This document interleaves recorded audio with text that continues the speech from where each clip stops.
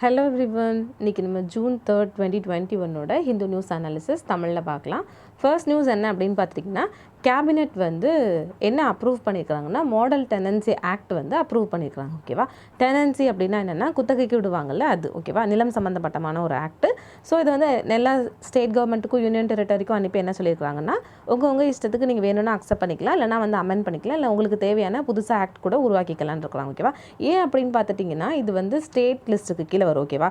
ஏன் அப்படின்னா லேண்ட் அப்படிங்கிறது வந்து ஸ்டேட் லிஸ்ட். இப்போ எப்போவுமே நம்மளுடைய பார்லிமெண்ட்டில் ஸ்டேட் லிஸ்ட், தென் வந்து கன்கரண்ட் லிஸ்ட், தென் யூனியன் லிஸ்ட் அப்படின்னு உண்டு. யூனியன் லிஸ்ட்டை வந்து ஃபுல்லாக கண்ட்ரோல் பண்ணது வந்து நம்மளுடைய யூனியன் கவர்மெண்ட், அதாவது சென்ட்ரல் கவர்மெண்ட். ஸ்டேட் லிஸ்ட் வந்து அந்தந்த கன்சர்ன் ஸ்டேட் கவர்மெண்ட் வந்து கண்ட்ரோல் பண்ணுவாங்க. கன்கரண்ட் லிஸ்ட்டில் வந்து ரெண்டு பேருமே முடிவெடுக்கலாம், பட் மோஸ்ட்லி வந்து யூனியன் கவர்மெண்ட் எடுக்கிறது தான் செல்லும். ஓகேவா? ஸோ இந்த மாதிரி இருக்குது. அதனால் நிலம் வந்து ஸ்டேட் கவர்மெண்ட்டுக்கு கீழே இருக்கிறதுனால சென்ட்ரல் கவர்மெண்ட் என்ன கொடுத்துருக்குறாங்கன்னா, இந்த அப்ரூவ் பண்ண மாடல் டெனன்சி ஆக்ட் இருக்குதுல்ல, ஸோ இது எல்லாருக்கும் சர்க்குலராக கொடுத்துருக்குறாங்க. ஓகே, ஸோ உங்களுக்கு ஏற்ற மாதிரி நீங்கள் அதை அமெண்ட்மெண்ட் வேணால் பண்ணிக்கலாம் அப்படின்ற மாதிரி கொடுத்துருக்குறாங்க. மேபி அதை ரிஜெக்ட் கூட பண்ணலாம் அப்படின்றாங்க. ஓகேவா? ஸோ நம்ம இந்த ஆக்ட் பற்றி பார்க்கலாம். மாடல் டெனன்சி ஆக்ட் அப்படிங்கிறது என்னென்னா, ஒரு ஃப்ரேம் ஒர்க் ஒன்று வந்து எஸ்டாப்ளிஷ் பண்ணுது. ஓகேவா? என்ன ஃப்ரேம் ஒர்க் அப்படின்னு பார்த்துட்டிங்கன்னா, டெனன்சி மேட்டரில் ரெகுலேஷன் கொண்டு வரணும் அப்படிங்கிறதுக்கான ஒரு பெரிய ஃப்ரேம் ஒர்க் வந்து எஸ்டாப்ளிஷ் பண்ணுது. தென் வந்து இப்போ டெனன்சி குத்தகை அப்படின்னு வரும்போது லேண்ட் லார்ட்ஸ் இருப்பாங்களா, அதாவது குத்தகைக்கு விடுறவங்க, நிலப்பிரதிநிதித்துவம் இருப்பாங்களே, ஸோ அவங்க லேண்ட் லார்ட், அதுக்கப்புறமா வந்து டெனன்ஸ்னால் அதை குத்தகைக்கு எடுக்கிறவங்க. ஓகேவா? ஸோ அவங்க ரெண்டு பேருக்கு நடுவில் ஏதாவது ஒரு ப்ராப்ளம் வந்துச்சுன்னா அதை எப்படி வந்து சால்வ் பண்ணுறது. ஓகேவா? ஸோ அதுக்கான ப்ராசஸையும் இது கொடுக்குது. அது ஃபாஸ்ட்டாக எப்படி நம்ம வந்து சால்வ் பண்ணணுங்கிறதுக்கான சொல்யூஷன் வந்து இந்த மாடல் கொடுக்குது. தென் வந்து லேண்ட் லார்ட்ஸோட பேசிக் ரைட்ஸ் என்ன, ரெஸ்பான்சிபிலிட்டிஸ் என்ன, டெனன்ஸோட பேசிக் ரைட்ஸ் என்ன, ரெஸ்பான்சிபிலிட்டிஸ் என்ன அப்படின்னு இந்த ஆக்டில் கொடுத்துருக்குறாங்க. ஓகேவா?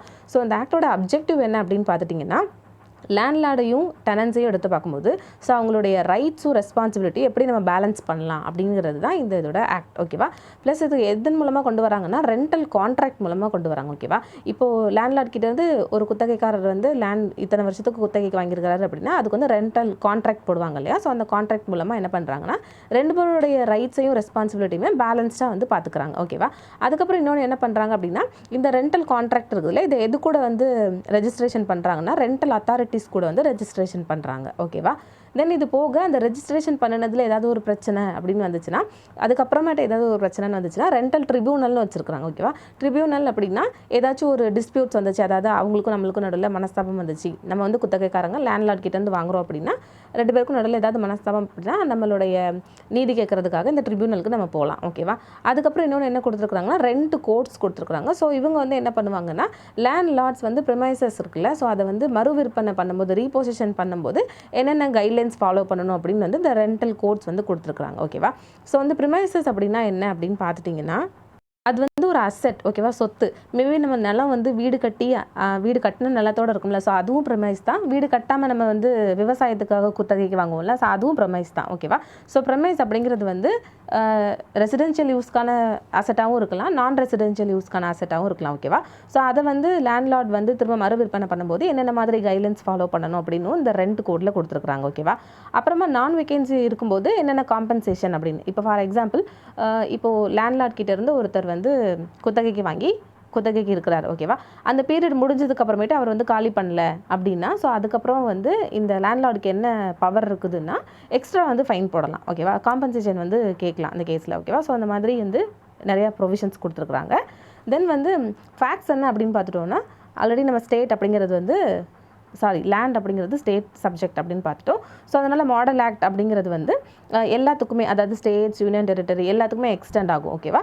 அவங்கவுங்க இஷ்டத்துக்கு ஏற்றாப்புல அதை வந்து நம்ம மாடிஃபை பண்ணிக்கலாம் அப்படின்ற மாதிரி சென்ட்ரல் கவர்மெண்ட் சொல்லியிருக்காங்க. தென் வந்து இந்த ஆக்டோடைய ப்ரொவிஷன்ஸ் என்ன அப்படின்னு பார்த்துட்டிங்கன்னா, ரெண்ட் அத்தாரிட்டி இருக்கிறாங்களே, ஸோ இவங்க எதுக்காக அப்படின்னு பார்த்துட்டிங்கன்னா, நம்ம இந்த ப்ரெமைசஸ் இருக்குல்ல, நம்மளுடைய சொத்துக்கள், ஸோ அதை வந்து எப்படி ரெண்ட் பண்ணணும், அது வந்து எப்படி ரெகுலேட் பண்ணணும் அப்படிங்கிறதுக்கான ஒரு அத்தாரிட்டி. ஓகேவா? ஸோ அது ஜஸ்ட் ஒரு ரெகுலேட்டரி அத்தாரிட்டி. அதுக்கப்புறம் இவங்க இன்னொன்று என்ன ப்ரொடெக்ட் பண்ணுறாங்க அப்படின்னா, landlords plus tenants. Okay, இவங்க ரெண்டு பேரோட இன்ட்ரெஸ்ட்டையுமே வந்து எப்படி ப்ரொடெக்ட் பண்ணணும் அப்படிங்கிறது வந்து இவங்களுடைய இந்த ஆக்ட் கீழே கொடுத்துருக்குறாங்க. ஓகேவா?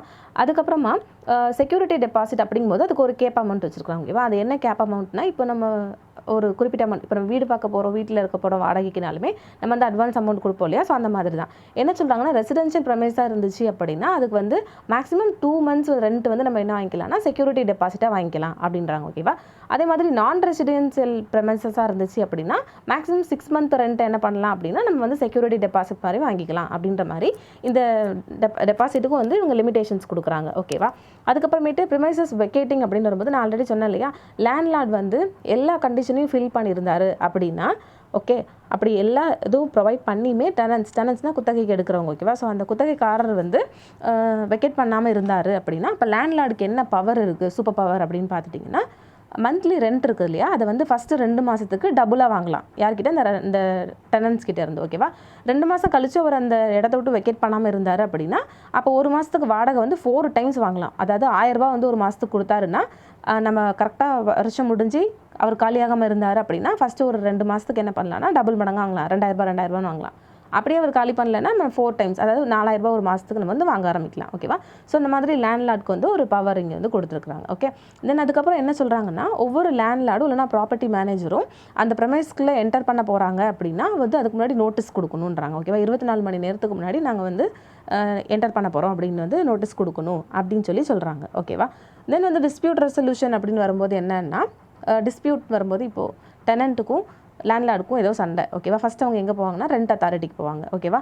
ரெண்ட் அத்தாரிட்டியில் கொடுத்த ஜட்ஜ்மெண்ட் வந்து அவ்வளோ சாட்டிஸ்ஃபைபுளாக இல்லை அப்படின்னா ஸோ அப்போ என்ன பண்ணுவாங்கன்னா ரெண்ட் கோர்ட்டுக்கு போவாங்க.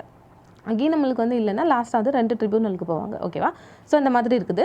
தென் வந்து அதே மாதிரி டெனன்ஸ்க்கு செக்யூரிட்டி கொடுக்கும்போது என்ன அப்படின்னு பார்த்துட்டிங்கன்னா, இப்போ ஒரு குத்தகை எடுத்துருக்கிறாரு ஒரு லேண்ட்லார்ட் கிட்டே இருந்து அப்படின்னா அந்த லேண்ட்லார்ட் வந்து அங்கே இருக்கிற எந்த எசென்ஷியல் சர்வீஸையும் நான் தரமாட்டேன், எலக்ட்ரிசிட்டி தரமாட்டேன், தண்ணி தரமாட்டேன் அப்படிலாம் சொல்ல முடியாது. ஓகேவா? அவங்க வந்து கண்டிப்பாக கொடுக்கணும் அப்படிங்கிறது வந்து ரைட்ஸ். ஓகேவா? ஏன் அப்படின்னா அந்த குத்தகைக்கு எடுக்கிறாங்க இல்லையா, ஸோ அவங்களுடைய இன்ட்ரெஸ்ட்டை வந்து செக்யூர் பண்ணணும் அப்படிங்கிறதுக்காக இந்த ஆக்டில் வந்து கொடுத்துருக்குறாங்க. ஓகேவா?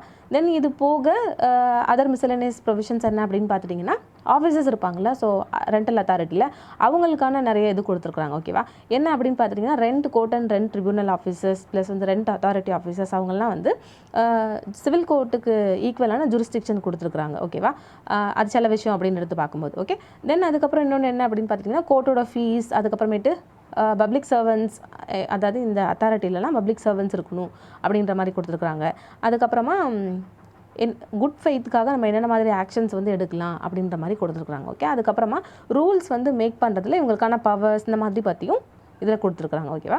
ஸோ நம்ம இதில் என்ன பார்த்தோம் அப்படின்னா, மிஸ்செலேனியஸ் ப்ரொவிஷன்ஸ், தென் வந்து மாடல் டெனன்சி ஆக்ட் பற்றி பார்த்தோம். ஓகேவா? ஸோ இது வந்து சென்ட்ரல் கவர்மெண்ட் இப்போ அப்ரூவ் பண்ணியிருக்காங்க. ஓகே, தென் நெக்ஸ்ட் நியூஸ் என்ன அப்படின்னு பார்த்துட்டிங்கன்னா, சென்ட்ரலைசேஷன் ஆஃப் பவர் அப்படின்னு கொடுத்துருக்குறாங்க. இப்போ ரீசன்ட் டைம்ஸில் என்னென்னா, சென்ட்ரல் கவர்மெண்ட் வந்து ஸ்டேட் கவர்மெண்ட்டோடைய பவரை ரொம்ப ஓவர்டேக் பண்ணுறாங்க அப்படின்ற மாதிரி நிறைய அதிகமாக தலையிடுறாங்க அப்படின்றாங்க. ஓகேவா? ஆக்சுவலி நம்மளுடைய கான்ஸ்டிடியூஷனில் என்ன அப்படின்னு பார்த்துட்டிங்கன்னா, சென்ட்ரல் கவர்மெண்ட், அதுக்கு கீழே வந்து ஸ்டேட் கவர்மெண்ட். ஓகேவா? ரெண்டுமே வந்து ஃபெடரல். ஓகேவா? ஃபெடரல்னால் ஸ்ட்ராங் சென்டர் இருக்கும், ப்ளஸ் ஸ்டேட்ஸ் இருக்கும், ஸ்டேட்ஸ்க்கும் சில ஆட்டோனமி இருக்கும். ஓகேவா? சில விஷயத்தில் அவங்களுக்கான ஸ்டேட் விஷயத்தில் சென்டர் வந்து அவ்வளோவா தலையிட மாட்டாங்க. ஓகே, ஆனால் இப்போ என்ன ஆகுதுன்னா, யூனியன் கவர்மெண்ட் வந்து அதிகமாக ஸ்டேட் கவர்மெண்ட்டுடைய ப்ரைமரி ரெஸ்பான்சிபிலிட்டி எதுலலாம் இருக்குமோ அதிலெல்லாம் வந்து இவங்க சென்ட்ரல் கவர்மெண்ட் தலையிடுறாங்க அப்படின்ற மாதிரி கொடுத்துருக்காங்க. ஓகேவா? For example health, education, agriculture இதெல்லாம் வந்து ஸ்டேட் கவர்மெண்ட்குள்ளே தான் இருந்திருக்கும். ஓகே, இப்போ என்ன அப்படின்னு பார்த்துட்டிங்கன்னா இதில் யூனியன் கவர்மெண்ட் அதிகமாக தலையிடுறாங்க அப்படின்றாங்க. ஓகேவா? For example one nation one tax, GST. ஓகேவா? அதுக்கப்புறமேட்டு one market and one ration, இந்த மாதிரி இதிலெல்லாம் வரும்போது ஸ்டேட் கவர்மெண்ட்டோடைய பவர் ரொம்ப கம்மியாகி அங்கெல்லாம் சென்ட்ரல் கவர்மெண்ட்டோடைய பவர் ரொம்ப அதிகமாகுது. ஸோ அப்போது சென்ட்ரலைசேஷன் ஆஃப் பவருங்கிற ஒரு விஷயம் அங்கே வருது அப்படின்றாங்க. ஓகேவா? ஸோ இந்த விஷயம் இப்போ தான் இருக்கா அப்படின்னு பார்த்துட்டிங்கன்னா கிடையாது. போஸ்ட் இண்டிபெண்டன்ஸ் இந்தியாவிலேருந்தே நம்மளுக்கு என்ன இருக்குது அப்படின்னு பார்த்துட்டிங்கன்னா, டெமோக்ராட்டிக்கலி எலெக்டடான ஸ்டேட் கவர்மெண்ட்ஸோடைய பவரை சென்ட்ரல் கவர்மெண்ட் எப்போவுமே என்ன பண்ணுவாங்கன்னா டிஸ்மிஸ் பண்ணிகிட்டே இருக்கிறாங்க அப்படின்றாங்க. ஓகேவா? ஃபார் எக்ஸாம்பிள் இதுக்கு என்ன சொல்லியிருக்காங்கன்னா, எமர்ஜென்சி. ஓகேவா? எமர்ஜென்சி பீரியடில் என்ன ஆக்குவாங்கன்னா, எஜுகேஷன் அப்படிங்கிற ஒரு விஷயம் வந்து ஸ்டேட் கவர்மெண்ட்டில் இருந்திருக்கும், ஸ்டேட் சப்ஜெக்டில். ஓகே, ஸோ அதை மூவ் பண்ணி கன்கரண்ட் அப்படிங்கிற லிஸ்ட்டுக்கு போய் கொண்டு வந்திருப்பாங்க. ஓகே, ஸோ அப்போ எஜுகேஷன் இப்போ எந்த லிஸ்ட்டில் இருக்குன்னா கன்கரண்ட் லிஸ்ட்டில் இருக்குது. இதுக்கு முன்னாடி வந்து அது எமர்ஜென்சிக்கு முன்னாடி அது ஸ்டேட் லிஸ்ட்டில் இருந்திருக்கும். ஓகேவா? ஸோ இது வந்து ஒரு எதுக்கு எக்ஸாம்பிள் அப்படின்னு பார்த்துட்டிங்கன்னா, சென்ட்ரலைசேஷன் ஆஃப் பவர் அப்படிங்கிறதுக்கு எக்ஸாம்பிள் அப்படின்றாங்க. ஓகேவா? ஸோ அப்படி வந்து சென்ட்ரல் கவர்மெண்ட் ஸ்டேட் கவர்மெண்ட் கிட்டேருந்து பவரை வாங்கும்போது சிஸ்டமேட்டிக்காக என்க்ரோச்மெண்ட் பண்ணுறாங்க அப்படின்றாங்க. ஓகேவா? நிறையா என்க்ரோச்மெண்ட்டில் சிஸ்டமேட்டிக், தென் எக்கனாமிக்கல், பொலிட்டிக்கல் அப்படிலாம் கொடுத்துருக்காங்க. ஃபர்ஸ்ட் ஒன் சிஸ்டமேட்டிக் என்க்ரோச்மெண்ட் என்ன அப்படின்னு பார்த்துட்டிங்கன்னா, ரிசோர்ஸ் அலோகேஷன் அப்படிலாம் வரும்போது தென் வார்ஃபேர் இன்டர்வென்ஷன்ஸ் கொண்டு வரும்போது அதுலலாம் வந்து அதிகமாக சென்ட்ரல் வந்து தலையிடுறாங்க அப்படின்றாங்க. ஓகேவா? ஏன்னா இப்போ வந்து ஸ்டேட் கவர்மெண்ட் என்ன பண்ணுவாங்கன்னா அவங்க கிட்ட இருக்க ரிசோர்ஸ் வந்து அலோகேஷன் பண்ணுவாங்க. ஓகேவா? தென் வந்து பார்லிமெண்ட்டும் வந்து இந்த ஸ்டேட்க்கு இவ்வளோ காசு அப்படின்ற மாதிரி கொடுப்பாங்க. ஓகே, ஸோ அதிலலாம் வந்து ரொம்ப ரிசோர்ஸ் அலோகேஷனில் தலையிடுறாங்கன்றாங்க. இன்னொன்று வந்து மைனிங் அந்த மாதிரி ஆக்டிவிட்டீஸ்லலாம் வந்து என்ன பண்ணுவாங்கன்னா ரிசோர்ஸ் அலோகேஷன் கொடுப்பாங்க. ஸோ அதுலேயும் வந்து சென்ட்ரல் கவர்மெண்ட் அதிகமாக தலையிடுது அப்படின்றாங்க. அதுக்கப்புறம் இன்னொன்று என்ன சொல்கிறாங்க, இப்படி பண்ணுறதுனால ஸ்டேட் கவர்மெண்ட்டுக்கு கிடைக்க வேண்டிய ரெவென்யூ வந்து ரொம்ப கம்மியாகிருதுன்றாங்க. ஃபார் எக்ஸாம்பிள் ஜிஎஸ்டி கொண்டு வந்ததுனால சென்ட்ரல் கவர்மெண்ட்டை விட ஸ்டேட் கவர்மெண்ட்டுக்கு ரொம்ப இழப்பு. ஓகேவா? சென்ட்ரல் கவர்மெண்ட் வந்து கொஞ்சம் நல்லா உங்களுக்கு ப்ராஃபிட், பட் ஸ்டேட் கவர்மெண்ட்டுக்கு கொஞ்சம் அதிகமான இழப்பு. ஓகேவா? ஸோ அதனால் என்ன சொல்கிறாங்க அப்படின்னா ஸ்டேட் கவர்மெண்ட் வந்து ஓகே இதுலேருந்து வர்ற மணியை நம்ம இந்த செலவில் நம்ம இன்வெஸ்ட் பண்ணலாம் அப்படின்னு வச்சுருப்பாங்கல்ல. ஸோ அந்த ஏரியாலாம் இப்போ ரொம்ப பாதிக்கப்படுது. ஏன்னா அவங்களுக்கு ரெவென்யூ அப்படிங்கிற ஒரு விஷயம் வந்து ரொம்ப கம்மியாகுது. ஸோ அதனால் எந்த இடத்துலலாம் போய் அவங்க செலவு பண்ணணுமோ முக்கியமான இடத்துலலாம் செக்டர்லலாம் அவங்களால செலவு பண்ண முடியலை அப்படின்ற மாதிரி சொல்கிறாங்க. ஓகேவா? ஃபார் எக்ஸாம்பிள் இதுக்கு வந்து சென்ட்ரலி ஸ்பான்சர்டு ஸ்கீம் கொடுக்குறாங்க. சென்ட்ரலி ஸ்பான்சர்டு ஸ்கீம்னா என்னென்னா அந்த ஸ்கீம் வந்து சென்ட்ரல் கவர்மெண்ட் வந்து கொஞ்சம் காசு கொடுப்பாங்க. ஓகேவா? லார்ஜாக ஃபண்ட் கொடுப்பாங்க. ஓகே, அதை வந்து ஸ்டேட் கவர்மெண்ட் வந்து இம்ப்ளிமெண்ட் பண்ணுவாங்க. ஓகேவா? ஆனால் இம்ப்ளிமெண்ட் பண்ணுறதுக்கும் நம்மளுக்கு காசு வேணும்ல. ஸோ அதுக்கு வந்து கஷ்டமாக இருக்குது அப்படின்ற மாதிரி சொல்கிறாங்க. தென் இதை இந்த ஸ்கீமெல்லாம் வந்து ஸ்டேட் கவர்மெண்ட் இம்ப்ளிமெண்ட் பண்ணாலும் லார்ஜாக ஃபண்ட் வந்து யார் கொடுக்காங்கன்னா ஸ்டேட் கவர்மெண்ட் கொடுக்காங்க. சரியா? ஸோ அப்படி கொடுக்கும்போது அதிகமாக அவங்க அந்த செக்டரெல்லாம் கண்ட்ரோல் பண்ணுறாங்க. ஃபார் எக்ஸாம்பிள் எஜுகேஷன், ஹெல்த் இதிலலாம் வந்து நாங்கள் சென்ட்ரலி ஸ்பான்சர் ஸ்கீம் கொண்டு வரோம் அப்படின்னு சொல்லிட்டு என்ன பண்ணுறாங்கன்னா சென்ட்ரல் கவர்மெண்ட்டோடைய என்க்ரோச்மெண்ட் அப்படிங்கிறது ரொம்ப இந்த மாதிரி செக்டரில் அதிகமாக இருக்குது.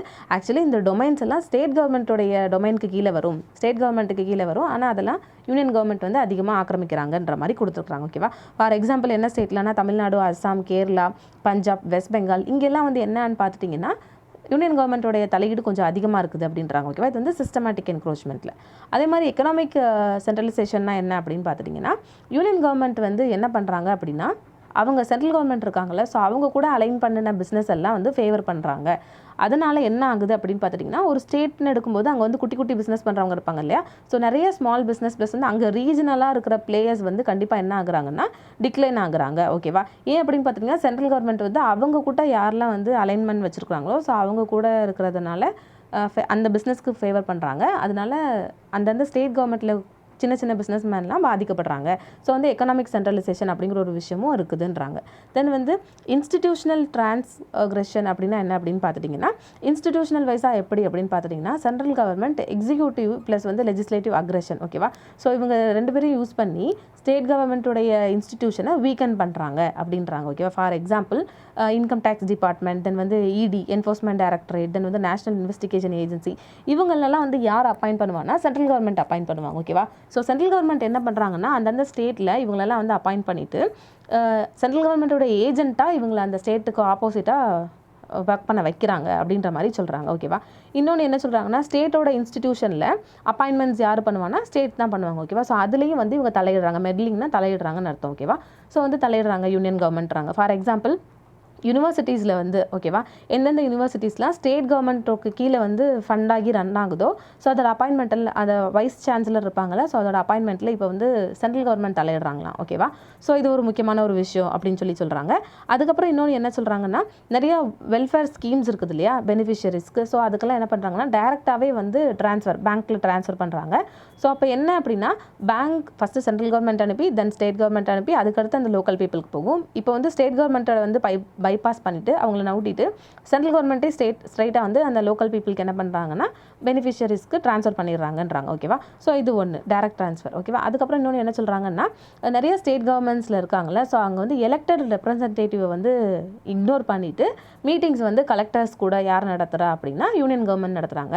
அங்கே வந்து பீப்புள் எலெக்ட் பண்ணினவங்களை வந்து அந்த மீட்டிங்க்கு இன்வைட் பண்ண மாட்டாங்க அப்படின்ற மாதிரி கொடுத்துருக்குறாங்க. ஓகேவா? ஸோ அதுக்கப்புறம் இன்னொன்று என்ன சொல்கிறாங்கன்னா கவர்னர்ஸ். ஓகேவா? அவங்க என்ன இந்த ரீசன்ட் டைம்ஸில் என்ன பண்ணுறாங்கன்னா நிறையா ஸ்டேட் கவர்மெண்ட்டோடைய டிசிஷனில் அதுவும் அட்மினிஸ்ட்ரேட்டிவ் டிசிஷனில் ஆக்டிவ்லி கண்ட்ரோல் பண்ணுறாங்க, தலையிடுறாங்க அப்படின்னு சொல்கிறாங்க. ஓகேவா? அதுக்கப்புறம் இன்னொன்று என்ன சொல்கிறாங்கன்னா நிறையா டிசிஷன் வந்து ஸ்டேட் கவர்மெண்ட் கூட கன்சல்ட் பண்ணாமலே சென்ட்ரல் கவர்மெண்ட் எடுத்துடுறாங்க.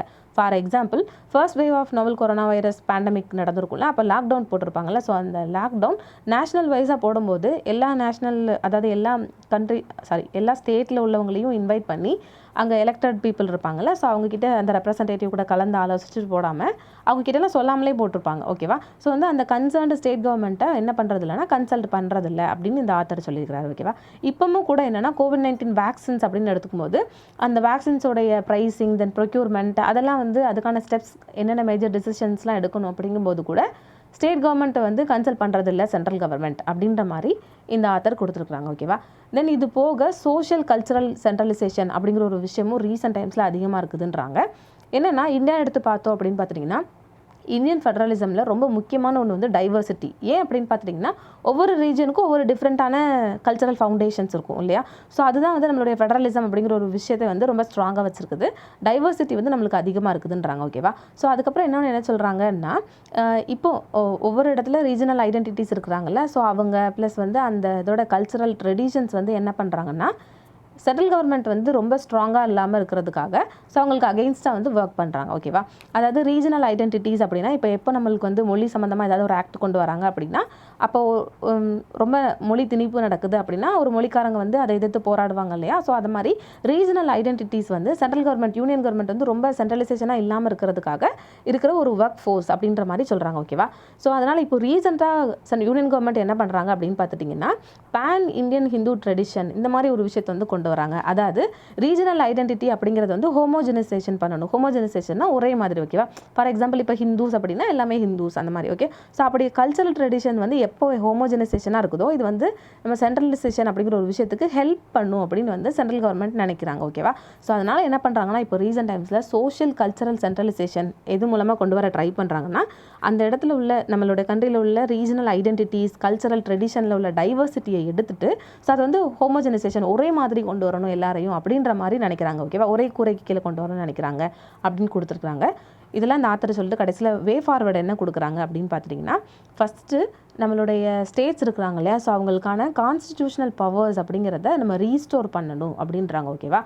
ஸ்ட்ராங்கான ரீஜனல் பொலிட்டிக்கல் அசர்ஷன் வந்து இருக்கணுன்றாங்க. ஓகேவா? ஏன்னா ரீஜனல் லெவலில் பொலிட்டிக்கல் ரொம்ப ஸ்ட்ராங்காக இருந்தால் தான் சென்ட்ரல் கவர்மெண்ட் ஏதாவது பண்ணும்போது நம்மளால் ஆப்போசிட் பண்ணி கேட்க முடியும் இல்லையா?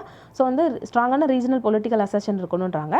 அதுக்கப்புறம் இன்னொன்று என்ன சொல்கிறாங்கன்னா ஃபெடரலிசம் இன் இந்தியா அப்படிங்கிறது வந்து ஒரு 2 வேரியபிளை டிபெண்ட் பண்ணி தான் இருக்குது அப்படின்ற மாதிரி சொல்கிறாங்க. ஓகேவா? ஸோ அந்த 2 வேரியபிள் என்ன அப்படின்னு பார்த்துட்டிங்கன்னா சென்ட்ரல் லெவலில் யாரெல்லாம் வந்து பொலிட்டிக்கல் கோயாலிஷனில் இருக்கிறா, அதாவது யாரெல்லாம் பொலிட்டிக்கல் கூட்டணி வச்சுருக்கிறா, அதே மாதிரி ஒவ்வொரு கோயாலிஷன்லேயும் ஒரு ஸ்டேட்ஸ் வந்து என்ன ரோல் ப்ளே பண்ணுறாங்க. சரியா? ஸோ அந்த 2 இதையும் வச்சு தான் வந்து நம்மளுடைய ஃபெடரலிசம்ங்கிற ஒரு விஷயமே இருக்குது அப்படின்றாங்க. ஓகேவா? அதாவது இவங்க என்ன சொல்கிறாங்கன்னா சென்ட்ரல் லெவல்லையும் கோயாலிஷன் ஸ்ட்ராங்காக இருக்கணும். அதே மாதிரி ரீஜனல் லெவலில் எடுத்து பார்த்தோம்னா ரீஜனல் லெவல்லையும் அந்த ஒரு பீப்புள் இருக்கிறாங்கன்னா ஒரு செட் ஆஃப் பீப்புளோட கல்ச்சரல் டைவர்சிட்டி அப்படிங்கிற ஒரு விஷயம் அப்படியே இருக்கணும் அப்படின்றாங்க. ஓகேவா? ஸோ அதுக்கப்புறம் இன்னொன்று என்ன சொல்கிறாங்க அப்படின்னு பார்த்துட்டிங்கன்னா நம்மளுடைய ஃபெடரல் கோயாலிஷன் அப்படிங்கிற ஒரு விஷயம் நம்ம வந்து லீகல் கான்ஸ்டிடியூஷனல் அப்படிங்கிறத தாண்டி கான்ஸ்டிடியூஷனல் வைஸாக லீகல் வைஸாக அந்த மாதிரி பார்க்குறத தாண்டி நம்ம எதில் பார்க்கணும் அப்படின்னா நம்மளுடைய கல்ச்சர் பாலிட்டிக்ஸ் தென் நம்மளுக்குள்ள வந்து என்னென்ன மாதிரி ப்ளூரல்ஸ் இருக்குது நிறைய டைவர்சிட்டி வந்து என்ன இதில் இருக்குது அப்படிங்கிறத பார்க்குறது தான் நம்மளுடைய உண்மையான ஃபெடரலிசம் அப்படின்ற மாதிரி இவர் வந்து சொல்லி முடிக்கிறார். ஓகேவா? ஸோ என்ன சொல்கிறாங்க அப்படின்னா ஓவர் சென்ட்ரலைசேஷன் பற்றி பேசிட்டு அதுக்கப்புறம் சென்ட்ரல் கவர்மெண்ட் ஸ்டேட் கவர்மெண்ட் அப்படின்னு ஃபெடரலிசம் பற்றி பேசுகிறாங்க. ஸோ அப்படி பேசும்போது இங்கேயும் வந்து என்னென்னா கோயலிஷன் அப்படிங்கிற ஒரு விஷயத்தில் வந்து நிறையா டைவர்சிட்டி இருக்கணும். தென் ஸ்டேட் கவர்மெண்ட்டும் வந்து ஸ்ட்ராங்காக இருக்கணும் அப்படின்ற மாதிரி சொல்லி முடிக்கிறாங்க. ஓகேவா? தென் நெக்ஸ்ட் என்னென்னு பார்த்தீங்கன்னா எத்தனால் பற்றி கொடுத்துருக்காங்க. எத்தனாலோட ப்ரொடக்ஷன் வந்து நம்ம வந்து ஒரு 12% இன்க்ரீஸ் பண்ணினா தான் நம்மளுடைய டார்கெட் அடைய முடியும்னு இருக்கிறாங்க. ஓகேவா? ஸோ வந்து எத்தனால் அப்படின்னா என்னென்னு பார்க்கலாம். எத்தனால்ங்கிறது வந்து எத்தில் ஆல்கஹால் இல்லைனா கிரெயின் ஆல்கஹால் இல்லைனா ஆல்கஹால் அப்படி சொல்லுவாங்க. இது ரொம்ப கிளியரான கலர்லெஸ் லிக்யூட். ஓகேவா? அதுக்கு கலர் கிடையாது, கலர்லெஸ் லிக்யூட். தென் வந்து அக்ரியபிள் ஓடரில் இருக்கும். ஓகேவா? ஏற்றுக்கொள்ளக்கூடிய ஸ்மெல்லாக இருக்கும். தென் எதுலலாம் யூஸ் பண்ணுவாங்க அப்படின்னு பார்த்துட்டிங்கன்னா இண்டஸ்ட்ரீஸில் வந்து இம்பார்ட்டண்ட்டான கெமிக்கலாக யூஸ் பண்ணுறாங்க. அதுக்கப்புறமேட்டு அதர் ஆர்கானிக் கெமிக்கல்ஸ் பண்ணும்போது இதை வந்து சால்வெண்ட்டாக யூஸ் பண்ணுறாங்க. ஓகேவா? கரைகிற பொருளாக யூஸ் பண்ணுறாங்க, கரைக்கிற பொருளை யூஸ் பண்ணுறாங்க. ஓகேவா? அதுக்கப்புறம் இன்னொன்று என்ன யூஸ் பண்ணுறாங்கன்னா ஆட்டோமேட்டிவ் கேசோலினில் வந்து அடிட்டிவாக யூஸ் பண்ணுறாங்க. ஓகே? தென் வந்து நிறைய ஆல்கஹாலிக் பெவரேஜஸ் அதாவது பியர் ஒயின் தென் டிஸ்டில்டு ஸ்பிரிட்ஸ்லாம் இதை வந்து இன்டாக்சிகேட்டிங் இன்க்ரீடியண்ட்டாக யூஸ் பண்ணுறாங்க. ஓகேவா? டாக்ஸிகேட்டிங்னா வந்து நச்சு பொருள். ஸோ அது வந்து இன்டாக்சிகேட்டிங் இன்க்ரீடியண்ட்டாக வந்து எத்தனாலாக யூஸ் பண்ணுறாங்க. எத்தனால் எப்படி நம்ம ப்ரொடக்ஷன் பண்ணலாம்னா 2 மெயின் ப்ராசஸ். ஒன்று வந்து கார்போஹைட்ரேட்ஸ் இருக்குது இல்லையா, அதை வந்து நம்ம ஈஸ்ட் செல்ஸை வளர்த்து இந்த கார்போஹைட்ரேட்ஸை வந்து என்ன பண்ணலாம்னா ட்ரான்ஸ்ஃபர்மேஷன் பண்ணி எத்தனாலாக மாற்றலாம். ஓகேவா? இது ஃபர்ஸ்ட் ஒன் வந்து ஃபெர்மெண்டேஷன் ஆஃப் கார்போஹைட்ரேட்ஸ். இது ஃபர்ஸ்ட் ப்ராசஸ். செகண்ட் ப்ராசஸ் என்ன அப்படின்னு பார்த்துட்டிங்கன்னா எத்திலீனை வந்து நம்ம ஹைட்ரேஷன் பண்ணணும்னா நம்மளுக்கு எத்தனால் கிடச்சிரும். ஓகேவா? அப்புறம் இந்த ஃபெர்மெண்டேஷன் அப்படிங்கும்போது இதில் வந்து சில ரா மெட்டீரியல்ஸ் யூஸ் பண்ணுவோம். அது என்ன அப்படின்னு பார்த்துட்டிங்கன்னா சுகர் கிராப்ஸோடைய வேஸ்ட்லாம் இருக்கும்ல, ஸோ அதெல்லாம் யூஸ் பண்ணுவோம். ஓகேவா. அதுக்கப்புறம் பீட்டு, சுகர் கேன், கிரெயின், அதாவது கார்ன், அதெல்லாம் வந்து யூஸ் பண்ணுவோம். ஓகேவா. ஸோ இதெல்லாம் ரா மெட்டீரியலாக யூஸ் பண்ணி தான் நம்ம வந்து எத்தனால் தயாரிப்போம் அப்படின்னு சொல்கிறாங்க. தென் எத்தனால் வந்து பிளெண்டிங் பண்ணுறது பற்றி சொல்லியிருக்காங்க. ஓகேவா. ஆக்சுவலி எத்தனால் பிளெண்டிங்னா எதுக்கு பண்ணுவாங்க அப்படின்னா, வெஹிக்கிள் இருக்குதுல்ல, நம்ம வண்டியிலேருந்து வெளியில் விடுற எமிஷன் வந்து அதை கம்மி பண்ணணும் அப்படிங்கிறதுக்காக எத்தனால் கூட பிளெண்ட் பண்ணுவாங்க. ஓகேவா. தென் இன்னொன்று என்ன சொல்கிறாங்கன்னா, நம்மளுடைய க்ரூட் பெட்ரோலியம் அப்படிங்கிற ஒரு விஷயம் நம்ம அதிகமாக இம்போர்ட் தான் பண்ணுறோம். ஓகேவா. ஸோ அதை வந்து ரெடியூஸ் பண்ணணும் அப்படிங்கிறதுக்காக எத்தனால் பிளெண்டிங் வந்து பண்ணுவாங்க. ஓகே. தென் வந்து இன்னொன்று என்னென்னா, எத்தனால் பிளெண்டிங் ஏன் பண்ணுவாங்க அப்படின்னா, ஆக்டேனோட லெவலை இன்க்ரீஸ் பண்ண. ஓகேவா. ஏன்னா எந்த ஃபியூலில் ஆக்டேன் கண்டென்ட் ரொம்ப அதிகமாக இருக்குதோ அது வந்து பெட்டரான குவாலிட்டி கொடுக்கும். ஓகேவா. அப்புறம் அந்த ஆயில் என்ன பண்ணும் அப்படின்னு பார்த்துட்டிங்கன்னா, கார்பன் மோனாக்சைடு இருக்குல்ல, ஸோ அந்த மோனாக்சைடோட எமிஷனை வந்து கட் பண்ணும். ஓகேவா. இந்த கார்பன் மோனாக்சைடு இருக்குதுல்ல, இது வந்து க்ரீன் ஹவுஸ் கேஸ். ஓகேவா. ஸோ அதனால் நம்மளுக்கு என்ன ஆகும் அப்படின்னா, இந்த கார்பன் மோனாக்சைடு கம்மியாகும்போது நம்மளுக்கு பொல்யூஷன் கம்மியாகும். ஓகேவா. ஸோ இதெல்லாம் சொல்கிறாங்க. ஓகே. அதுக்கப்புறம் வேறு ஸ்மால் காசிங் எமிஷன்ஸ் எல்லாம் வந்து கண்ட்ரோல் பண்ணும். அதனால தான் நம்ம என்ன பண்ணோம்னா எத்தனால் பெண்டிங் பண்ணுறோம் அப்படின்றாங்க. ஓகேவா. அதுக்கப்புறம் என்ன சொல்கிறாங்கன்னா, பெட்ரோல் ஃபியூல் இருக்குது இல்லையா, ஸோ அதை வந்து கன்சம்ஷனை கம்மி பண்ணுறதுக்கு நம்ம எது யூஸ் ஆகுதுன்னா எத்தனால் பிளெண்டிங் வந்து யூஸ் ஆகுது. ஸோ நம்ம எத்தனால் பிளெண்டிங் யூஸ் பண்ணோன்னா பெட்ரோல் ஃபியூலோடைய கன்சம்ஷன் குறையும் அப்படின்னு சொல்கிறாங்க. ஓகேவா. ஸோ அதுக்காக கவர்மெண்ட் என்ன கொண்டு வந்திருப்பாங்கன்னா, எத்தனால் பிளெண்டட் பெட்ரோல் ப்ரோக்ராம் அப்படின்னு கொண்டு வந்திருப்பாங்க. ஓகேவா. பெட்ரோலையும் எத்தனாலையும் பிளெண்ட் பண்ணுவாங்க, அதனால் எத்தனால் பிளெண்டிங். ஓகே. இது வந்து ஜானில் கொண்டு வந்திருப்பாங்க 2003. என்னென்னா 5% எத்தனால் பிளெண்டட் பெட்ரோல் அப்படிங்கிற ஒரு விஷயம் வந்து சப்ளை பண்ணணும். எங்கன்னா ஒரு 9 ஸ்டேட்ஸ்லையும் ஒரு 4 யூனியன் டெரிட்டரிலையும் கொண்டு வந்திருப்பாங்க. ஓகேவா. ஸோ அப்போ வந்து ஃபஸ்ட்டு இந்த இபிபி ப்ரோக்ராம் கொண்டு வரும்போது ஹோல் ஸ்டேட்ஸ்க்கு கொண்டு வர மாட்டாங்க, ஹோல் யூனியன் டெரிட்டரிக்கு கொண்டு வர மாட்டாங்க. ஒரு 9 ஸ்டேட்ஸ் செலக்ட் பண்ணுவாங்க. அதில் ஒன்று தமிழ்நாடும் இருக்கும். ஓகேவா. தமிழ்நாடு, மகாராஷ்டிரா, அந்த மாதிரி நிறைய ஸ்டேட்ஸ் இருக்கும். ப்ளஸ் ஒரு 4 யூனியன் டெரிட்டரி இருக்கும். அதுக்கப்புறமா 1 April 2019 என்ன கொண்டு வந்திருப்பாங்கன்னா, ஃபுல் இந்தியாவுக்குமே except union territories of Andaman Nicobar then Lakshadweep island. ஓகேவா. ஸோ அப்போ இந்த 2க்கு மட்டும் இல்லாமல் மற்றபடி எல்லாத்துக்கும் இந்தியா மொத்தத்துக்கும் என்ன கொண்டு வருவாங்கன்னா இந்த எத்தனால் பிளெண்டட் ப்ரோக்ராம் கொண்டு வருவாங்க. ஸோ அப்போ வந்து பிளெண்டிங் டார்கெட் அப்படிங்கிறது 2022க்குள்ளே நம்ம வந்து 10% கொண்டு வரணும்னு இருப்பாங்க. தென் 2030க்குள்ளே நம்ம எத்தனால் பிளெண்டிங் வந்து பெட்ரோல் கூட 30% நம்ம வந்து கொண்டு வரணும் அப்படின்ற மாதிரி டார்கெட் செட் பண்ணியிருப்பாங்க. ஓகேவா. ஸோ அதனால தான் நம்ம இன்றைக்கி இதை பார்த்தோம். ஸோ எத்தனால் பிளெண்டிங் வந்து இப்போ போகிற ரேட்லேயே நம்ம போனோம்னா நம்மளால டார்கெட் அச்சீவ் பண்ண முடியாது. ஸோ வந்து நம்ம கொஞ்சம் கூட ஃபாஸ்ட்டாக நம்ம பிளெண்ட் பண்ணணுன்ற மாதிரி சொல்லியிருக்காங்க. ஓகே. தென் நெக்ஸ்ட் நியூஸ் என்ன அப்படின்னு பார்த்தீங்கன்னா, டுல்சா மசாக்கர் பற்றி யூஎஸோட பிரசிடென்ட் ஜோ பிடன் வந்து பேசியிருக்கிறாரு. ஆக்சுவலி ஜோ பிடன் தான் இந்த இஷ்யூ பற்றி பேசின first sitting American head of state. ஓகேவா. ஸோ இது வந்து மசாக்கர், இந்த துல்சா மசாக்கர் இருக்குதுல, இது வந்து அஃபிஷியலி ரெகனைஸ் பண்ணியிருக்கிறாரு. ஓகேவா. ஸோ துல்சா மசாக்கர் பற்றி பார்க்கலாம். இது வந்து என்ன சொல்கிறாங்கன்னா, டுல்சா ரேஸ் ராயட் ஆஃப் 1921 அப்படின்னு சொல்கிறாங்க. ஓகேவா. ரேஸ் அப்படின்னா ஒயிட் பிளாக் அப்படின்னு நம்ம வந்து டிஃப்ரென்ஷியேட் பண்ணி பார்த்தோம் அப்படின்னா அது ரேசிசம். ஓகேவா. ஸோ இது வந்து யூஎஸோட ஹிஸ்ட்ரியில் ஒரு ரேஷியல் வைலன்ஸ் வந்து இது கிரியேட் பண்ணியிருக்கும். ஓகேவா. இது எங்கே நடந்திருக்குன்னா டுல்சாவில் ஸ்டேட் ஆஃப் ஒக்லஹாமாவில் நடந்திருக்கும். May 31, 1921 ஸ்டார்ட் ஆகிருக்கும். ஜஸ்ட் ஒரு 2 days தான் இது வந்து அந்த ப்ராப்ளம் இருந்திருக்கும். ஆனால் வந்து நிறையா லாஸஸ் இருந்திருக்கும். ஓகேவா. ஸோ இந்த மசாக்கர் பற்றி பார்த்துட்டோம் அப்படின்னு பார்த்துட்டிங்கன்னா, ஆஃப்ரிக்கன் அமெரிக்கன்ஸ் இருக்கிறாங்களா, ஸோ அவங்கள வந்து டார்கெட் பண்ணி ப்ளஸ் அவங்கள வந்து டெஸ்ட்ராய் பண்ண ஆரம்பிச்சிருவாங்க. ஓகேவா. பிளாக் நெய்பர்ஹுட் ஆஃப் க்ரீன்வுட், தென் வந்து பிளாக் வால் ஸ்ட்ரீட், இங்கே ஏரியாலலாம் என்ன பண்ணிடுவாங்கன்னா டெஸ்ட்ராய் பண்ண ஆரம்பிச்சிருவாங்க. தென் இதனால் என்ன இழப்பு இருந்திருக்கும் அப்படின்னு பார்த்துட்டிங்கன்னா, பிஸ்னஸ் ஹோம்ஸ் அப்படின்னு பார்க்கும்போது 1400 இது வந்து எரிச்சிருப்பாங்க. ஓகேவா. அதுக்கப்புறம் 10,000 பீப்புள் வந்து ஹோம் இல்லாமல் ஆகியிருப்பாங்க. தென் வந்து டெட் கவுண்ட் அப்படின்னு பார்த்துட்டிங்கன்னா 30 to 300 பீப்புள் வந்து இறந்துருப்பாங்க அப்படின்னு சொல்கிறாங்க. ஓகேவா. ஏன் வந்து இந்த சண்டை வந்துச்சு, இதுக்கு ரீசன் என்ன அப்படின்னு பார்த்துட்டிங்கன்னா, ஆஃப்ரிக்கன் அமெரிக்கன் வந்து என்ன பண்ணியிருப்பார் அப்படின்னா, அவர் பேர் வந்து ரோலன். ஓகேவா. ஸோ அவர் வந்து ஒரு ஒயிட் எலிவேட்டர் ஆப்ரேட்டர் வந்து என்ன பண்ணியிருப்பாருன்னா அசால்ட் பண்ணியிருப்பார். ஓகேவா. அந்த அவங்க பேர் என்னென்னா சாரா பேஜ். ஓகேவா. ஸோ இவர் வந்து இந்த சாரா பேஜ் இருக்கிறாங்க இல்லையா, ஸோ இவங்களை வந்து அசால்ட் பண்ணியிருப்பார் அப்படின்ற மாதிரி கேஸ் வந்து ஃபைல் பண்ணியிருப்பாங்க. ஓகேவா. ஸோ அப்போது ஃபைல் பண்ணியிருக்கும் போது என்ன ஆகியிருக்கும் அப்படின்னா, அங்கே கேஸ் நடந்துட்டு இருக்கும்போது வந்து சண்டை ஆகிரும். ஓகேவா. அப்போ வந்து என்ன ஆகும்னா, ஆர்ம்டு ஆஃப்ரிக்கன் அமெரிக்கன் மேன் ஒருத்தர் இருப்பார். ஸோ அவருக்கும் இந்த சரா பேஜுக்கு சப்போர்ட் பண்ணி ப்ரொட்டஸ்டர் இருப்பாங்கல்ல, ஸோ ஒயிட் ப்ரொட்டஸ்டருக்கும் வந்து சண்டை வந்ததில் இந்த ஒயிட் ப்ரொட்டஸ்டர் வந்து கொல்லப்பட்டுருவார். ஓகேவா. ஸோ கொல்லப்பட்டதுனால என்ன ஆகிரும் அப்படின்னு பார்த்துட்டிங்கன்னா, இது ஒரு பெரிய ரேஷியல் ப்ராப்ளமாக மாறிடும். ஓகேவா. மாறினதுனால அது வந்து டுல்சா மசாக்கரில் போய் முடிஞ்சிடும். ஓகேவா. இதோட இம்பார்ட்டன்ட் ரீசன் என்ன அப்படின்னு பார்த்துட்டிங்கன்னா, கம்யூனிட்டி, அதாவது கலர் அப்படிங்கிற ஒரு விஷயம் வந்து ரொம்ப இம்பார்ட்டண்ட்டான ரோல் ப்ளே பண்ணும். ஓகேவா. ஏன் அப்படின்னு பார்த்துட்டிங்கன்னா, இப்போ நம்மளுடைய higher level of economic pyramid, இப்போ எக்கனாமிக் பிரமிட்னா அதில் ஹை லெவலில் யார் இருப்பான்னு பார்த்துட்டிங்கன்னா மோஸ்ட்லி ஒயிட் பீப்புள் தான் அந்த டைமில் இருந்திருப்பாங்க. ஓகேவா? ஸோ வந்து இதனால் அது பெரிய ப்ராப்ளம் ஆகியிருக்கும். அதுக்கப்புறம் மசாக்கருக்கு அப்புறமா என்ன நடந்திருக்கும் அப்படின்னு பார்த்துட்டிங்கன்னா, இந்த ப்ராப்ளமுக்கு அப்புறம் அஃபிஷியலான என்கொயரி வந்து நடந்திருக்கும். பட் அது சம்மந்தமான டாக்குமெண்ட் எல்லாம் வந்து டிஸப்பியர் ஆகியிருக்கும் சீக்கிரத்திலே. ஓகேவா? இப்போ அதுக்கப்புறம் அந்த மசாக்கரில் இருந்திருப்பாங்கல்ல, அங்கேருந்து தப்பிச்சு அதுக்கடுத்து சர்வே பண்ணுவாங்கல்ல, ஸோ அவங்களுக்கும் வந்து நம்மளுக்கு ஏன் பிரச்சனை அப்படின்ற மாதிரி யாரும் வந்து இந்த ப்ராப்ளம் பற்றி வெளியில் பேச மாட்டாங்க. ஓகேவா? ஸோ பேசாததுனால என்ன ஆகியிருக்கும் அப்படின்னு பார்த்துட்டிங்கன்னா, இந்த மசாக்கரை வந்து ஓரளவு மூடி மறைச்சிருப்பாங்க. ஓகே, ஹிஸ்டாரியன்ஸ் வந்து இது என்ன சொல்லி முடிக்கிறாங்க அப்படின்னு பார்த்துட்டிங்கன்னா, இது வந்து பிளாக் கம்யூனிட்டியோட தப்பு தான் அப்படின்னு சொல்லிட்டு பிளாக் கம்யூனிட்டி பீப்புளை தான் வந்து இவங்க தப்பு சொல்லி ப்ளேம் பண்ணி பேசுகிறாங்க. ஓகேவா?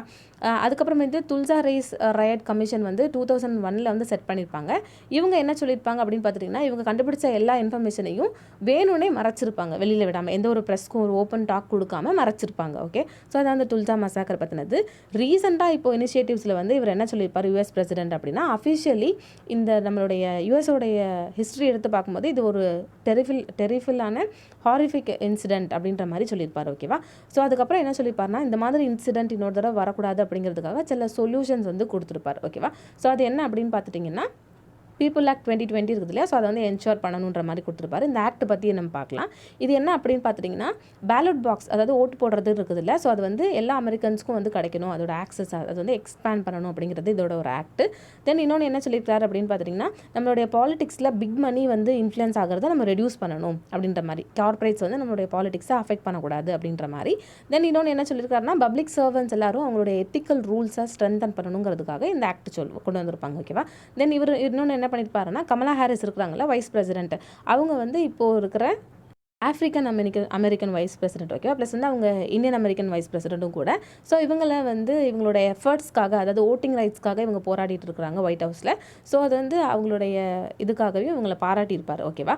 அதுக்கப்புறம் இன்னொன்று என்ன சொல்லியிருப்பார் அப்படின்னு பார்த்துட்டிங்கன்னா, ரிபப்ளிக்கன்ஸ் வந்து என்ன நினைப்பாங்க அப்படின்னா, அதாவது அங்கே உள்ளவங்க. ஓகேவா? ஸோ ரிபப்ளிக்கன் அப்படிங்கிறவங்க நம்மளுக்கு எப்படி வந்து பார்லிமெண்ட்டில் வந்து லோக்சபா ராஜ்யசபா இருக்குதோ, ஸோ அந்த மாதிரி வந்து அங்கே வந்து என்ன இருக்குது அப்படின்னு பார்த்துட்டிங்கன்னா, ஹவுஸ் ஆஃப் இல்லை house of republic, then house of democratic அப்படின்னு இருக்குது. ஓகேவா? ஸோ அதில் வந்து அங்கே இருக்கிற ரிபப்ளிக்கன் பீப்புள் என்ன நினைப்பாங்கன்னா, நம்ம வந்து எப்போ மைனாரிட்டி பீப்புளுக்கு நம்ம ஓட்டிங் ரைட்ஸ் கொடுக்குறோமோ, ஸோ அதனால் நம்மளுக்கு என்ன வரும் அப்படின்னா, மேபி ஓட்டிங் அப்படிங்கிறதுல ஃப்ராட் வரலாம், அதனால தான் நாங்கள் வந்து மைனாரிட்டி பீப்புளுக்கு வந்து பேலட் ஆக்சஸ் கொடுக்குறது இல்லை அப்படின்ற மாதிரி சொல்லியிருப்பாங்க. ஸோ இவர் வந்து நம்ம அப்படி இருக்கக்கூடாது, நம்ம என்ன பண்ணணும் அப்படின்னு பார்த்தீங்கன்னா, ரேஷியல் டிஸ்கிரிமினேஷன் அப்படிங்கிற ஒரு விஷயத்தை நம்மளோட ஹவுசிங் மார்க்கெட்லேருந்து நீக்கணும் அப்படின்னு இருக்கிறாரு. அதுக்கப்புறம் இன்னொன்று என்ன சொல்லியிருக்காங்க அப்படின்னா, வெல்த் கேப் அப்படின்னு பார்க்கும்போதுல ஆஃப்ரிக்கன் அமெரிக்கன் கம்யூனிட்டிக்கும் மற்றவங்களுக்கும் எடுத்து பார்க்கும்போது யூஎஸில் ஆஃப்ரிக்கன் அமெரிக்கன் கம்யூனிட்டி வந்து ரொம்ப கம்மியானவங்களாக இருப்பாங்க. ஓகேவா? ஸோ என்ன சொல்கிறாங்கன்னா, ஸோ வெல்த் கேப்பையும் நம்ம வந்து க்ளோஸ் பண்ணணுன்றாங்க. ஓகேவா? ஸோ இதுக்காக எக்கனாமிக் ஆப்பர்ச்சுனிட்டிஸ் வந்து மைனாரிட்டிஸ்க்கு நம்ம நிறைய ஏற்படுத்தி கொடுக்கணும் அப்படின்ற மாதிரி ஜோ பிடன் வந்து இதுக்கு நிறைய சொல்யூஷன்ஸும் கொடுத்து முடிக்கிறார். ஓகேவா? ஸோ கன்க்ளூஷன் என்ன அப்படின்னு பார்த்துட்டிங்கன்னா, ரேசிசம் அப்படிங்கிற ப்ளஸ் ரேஷியல் டிஸ்கிரிமினேஷன், ஜெனோஃபோபியானா ஃபியர் ஆஃப் ஃபாரின்னஸ். ஓகேவா? இப்போ இப்போ நம்ம வந்து ஃபாரின் வேறு கண்ட்ரியில் போயிருக்கிறோம், பட் அங்கே உள்ளவங்க வந்து நம்மளுடைய வாழ்வாதாரத்தை பாதிக்கிற மாதிரி இருந்தாங்கன்னா, ஸோ நம்மளுக்கு ஒரு பயம் இருக்குல்ல, ஸோ அதான் ஜெனோஃபோபியா. ஓகேவா? ஸோ இது வந்து ரிலேட்டட் இன்டாலரன்ஸ், இந்த மாதிரி விஷயத்தெல்லாம் வந்து பார்க்கும்போது இந்த மாதிரி எடுத்துக்கிற இவர் ஜோ பிடன் வெளியில் விட்டுருக்கிறது வந்து பாராட்டக்கூடியது தான். இருந்தாலும் நம்ம வந்து என்ன பண்ணணும்னா, இன்னும் கொஞ்சம் நம்ம ஸ்டெப்ஸ் வந்து ப்ராடனாக டேக் பண்ணணும், ரேசிசம் அப்படிங்கிற ஒரு விஷயத்தை எலிமினேட் பண்ணுறதுக்காக அப்படின்ற மாதிரி கன்க்ளூஷன் சொல்லி முடிச்சிருக்காங்க. ஓகேவா? ஓகே, இன்னைக்கு நியூஸ் அனாலிசிஸ் அவ்வளோதான். தேங்க்யூ ஸோ மச் ஃபார் வாட்சிங். உங்களுக்கு நியூஸ் பிடிச்சிருந்துச்சுன்னா லைக் பண்ணுங்கள், ஷேர் பண்ணுங்கள், சப்ஸ்கிரைப் பண்ணுங்கள், தென் கமெண்ட் பண்ணுங்கள். Thank you. Have a great day. Be safe.